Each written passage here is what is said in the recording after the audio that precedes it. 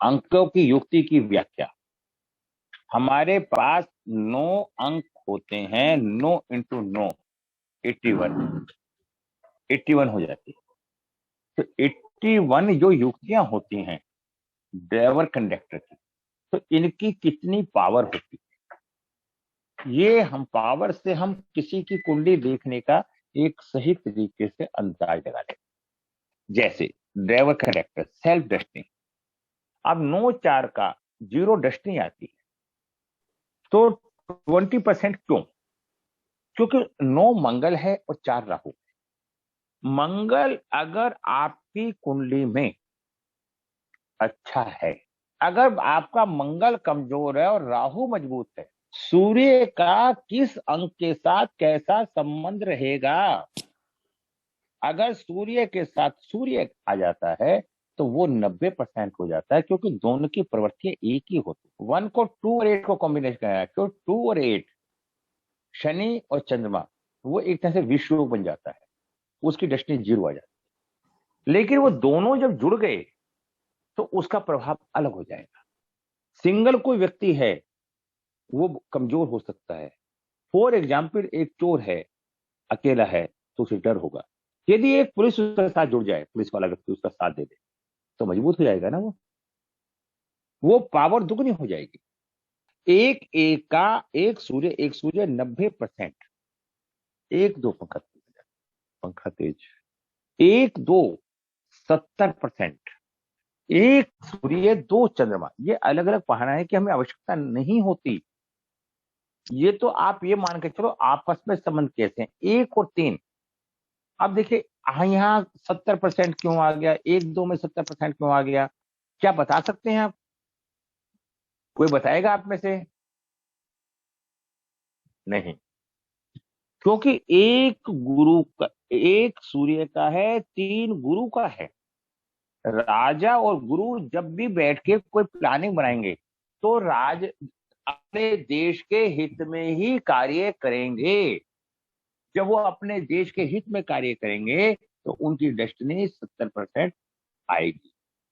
50% से ऊपर डेस्टिनी अच्छी मानी जाती है, और 50%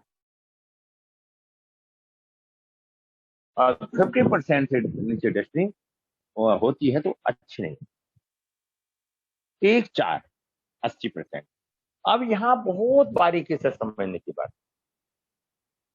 1 किसका? सूर्य का, और 4 किसका? राहु का। न्यूमरोलॉजी के अंदर 4 को हमने राहु का स्थान दिया गया है, हम 4 को सूर्य का स्थान भी देके चलते हैं। क्या आपको पता है इस बात का?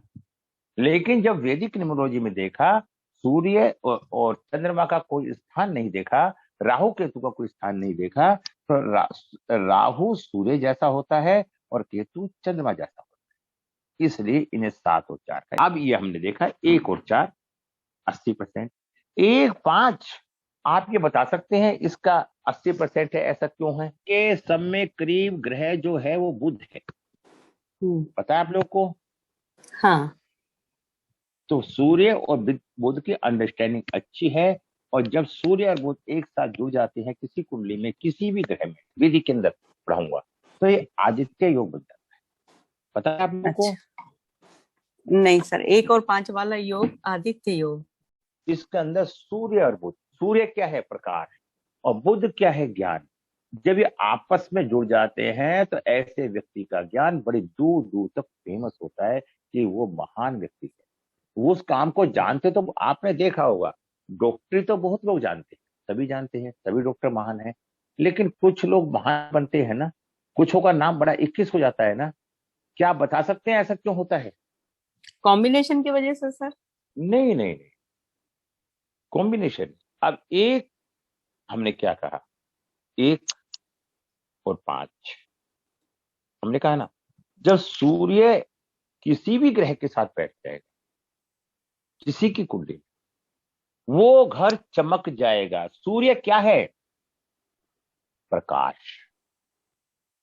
अगर कोई चीज कहीं रखी है उसके पास लाइट है, अगर किसी पूरे मोहल्ले में लाइट नहीं है और एक घर में बल्ब जल रहा हो, तो वो घर दूर से दिखाई देगा सबको? नहीं।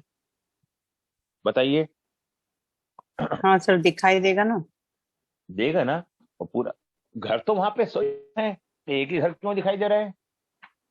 क्योंकि इसमें लाइट क्योंकि जल रही वहां है ना पे सर। क्योंकि वहां पे लाइट है, प्रकाश है। इसी तरह से जिस व्यक्ति की कुंडली के अंदर सूर्य के साथ कोई ग्रह बैठ जाता है, वो प्रकाश में हो जाता है। आप समझ गए मेरी बात को?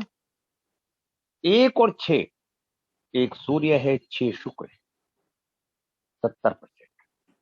1 और 7, 50। अब देखिए, आप ये कहोगे कि ऐसा 50% क्यों हो गया? बताओ। क्योंकि एक सूर्य है, 7 केतु है। केतु और सूर्य का तालमेल आपस में अच्छा नहीं बैठता, इसलिए यहां पे कितना हो गया? ये आपस में शत्रु हैं, 50%। 1 और 8 के बारे में जानते हैं आप लोग? जी गुरु जी। हाँ, ये सन शनि सन का के है गुरु जी। पुत्र शनि। एक सूर्य है, 8 शनि है। बाप बेटा जब एक घर में होते हैं तो उनके आपस में विचार नहीं मिलते, वहां पे प्रोग्रेस नहीं हो पाती, इसलिए इसको 0% बोल दिया। शनि धीरे धीरे काम करता है और सूर्य जल्दी जल्दी काम करता है, तो इनके आपस में विचार नहीं। 1 और 9, 100%। आप जानते हैं क्यों? बताएंगे? क्योंकि 9 नंबर सेनापति का है और 1 नंबर राजा का है, तो इनके सेनापति राजा की सब बात मानते हैं, तो जब इसलिए इनका कॉम्बिनेशन। सेनापति और राजा एक साथ चलेंगे तो राजा में और सेनापति में कोई मतभेद नहीं होता। हाँ जी। तो मैंने क्या पूछा कि 1 नंबर राजा का और 9 नंबर वजीर का। जो रक्षा मंत्री है, तो उस व्यक्ति को उस देश की पूरी रक्षा का अधिकार है ना। हाँ, जब राजा खुल के बातें करेगा तो वो दोनों मिलकर जब जो भी कार्य करेंगे। अब आता है 2 नंबर। 2 नंबर है चंद्रमा। इसी से हिसाब बनाते जाओ। जब चंद्रमा का, अब यहाँ क्या देखा था आपने? 1 और 2, 70%। यहाँ 2 और 1, 80%। अब बताइए यहाँ परसेंटेज क्यों बढ़ी? जब कोई लड़की के यहाँ उसका पति घर जाएगा तो उसकी वैल्यू कैसी होगी? ज्यादा हो जाएगी। दामाद की वैल्यू ज्यादा होती है ना, क्योंकि 2 नंबर चंद्रमा है और 1 नंबर राजा है। अब राजा और रानी जब एक साथ आए तो कितना हो गया? 80%। 2 2 2 2। अब मेरे बताने के तरीके के बाद आप इसे फॉलो कर रही हैं ना पूरा? 2 ये चंद्रमा है। अगर दोनों के नेचर एक से होंगे और भावुक होंगे तो ये जीवन में सफलता नहीं प्राप्त कर पाएंगे, क्योंकि दोनों ही भावुक प्रवृत्ति में आ जाएंगे। जब दोनों भावुक प्रवृत्ति में आ जाएंगे, वो कोई ना कोई नुकसान कर बैठेंगे। अब देखिए आप, 2 3 चंद्रमा और गुरु 50%। 2 4 चंद्र और राहु 20%, जो कि बहन दोष बन जाता है। 2 5 60%। 2 6 20%। 2 7 60%। 2 8 0%। क्योंकि 2 और 8 विष योग है, 2 चंद्रमा का, 8 शनि का। इनका आपस में अंडरस्टैंडिंग छिन्न बनती 0%। ऐसे व्यक्ति को जीवन में तरक्की में पिछाड़ी। 2 5 60%। 2 6 20%। और 2 7 60%। 2 8 0%। 2 9 10%। क्योंकि चंद्रमा और मंगल का भी अच्छा मेल नहीं है। अब 3 नंबर गुरु का, 3 1 60%। 3 2 40%। 3 3 60%। 3 4 50%। 3 5 60%। 3 6 0%। 3 8 40%। और 3 9 60%। 3 6 36 का आंकड़ा। जब किसी की डेट ऑफ बर्थ में देखना 3 6 का योग बनेगा तो 36 का आंकड़ा बन जाएगा। जब 36 का आंकड़ा बन जाएगा तो उनके आपसी संबंध अच्छे नहीं होंगे, पारिवारिक जीवन अच्छा नहीं होगा। 3 गुरु का, 7 केतु का, वो जीवन में अपर रहता है। 3 8 40%, 3 9 60%, 4 1 50%, 4 2 20%, 4 3 30%, 4 4 20%, 4 5 5 50%, 4 6 60%, 4 7 90%, 4 8 0 और 4 9 0। अब देखिए जीरो का, क्योंकि 4 नंबर राहु का है, इसका किसी के साथ भी तालमेल अच्छा नहीं बैठता। अगर तालमेल बैठता है मात्र 7 से। अगर किसी का 4-7 का योग है, हमारी क्लास में रवि जी नहीं आए, उनका 4-7 का योग है और वो बड़ी ऊंचाइयों पे पहुंचेंगे जीवन में, मुझे दिखाई देता है। 5 2 70%, 5 3 70%, 5 4 50%, 5 5 60%, 5 6 70%, 5 7 50%, 5 8 70%, 5 9 50%। अगर हमारी वो डेस्टिनी कमजोर है तो हमें अपनी एनर्जी को फुलफिल करना पड़ेगा। अगर किसी का 5 और 7 आ गया 50%, तो यहाँ हमें 7 नंबर को थोड़ा कोऑपरेट करना पड़ेगा, उपाय करने पड़ेगा। और अगर हमारा कहीं जैसे 0% आ गया 4 8 का, शनि का और राहु का, तो हमें यहाँ पे 8 नंबर की रेमेडी करनी पड़ेगी, तो 4 नंबर की रेमेडी। तो अब मैंने ये बता दिया आपको, 6 1 70%, 6 2 40%, 6 3 0%। उधर मैंने 3 6 का भी 0 बताया, 6 3 का भी। तो हमेशा 6 3 का आंकड़ा अच्छा नहीं होता।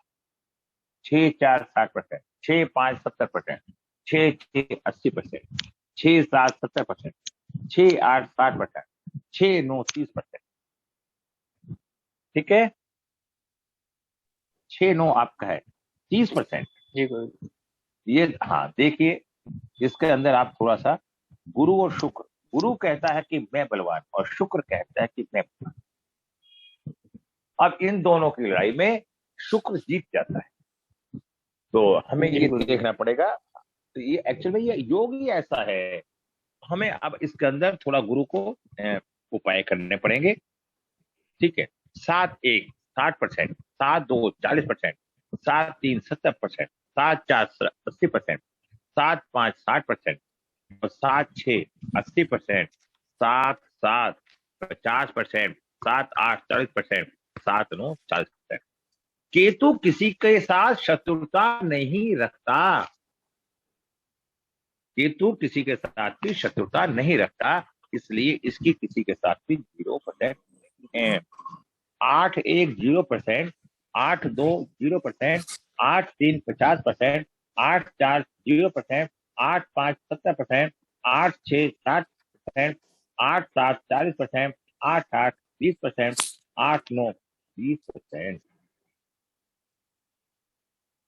ठीक है, अब 9 का, 9 1 80%, 9 2 20%, 9 3 50%, 9 4 20%, 9 5 60%, और 9 6 40%, 9 7 40%, 9 8 20%, 9 9 20%।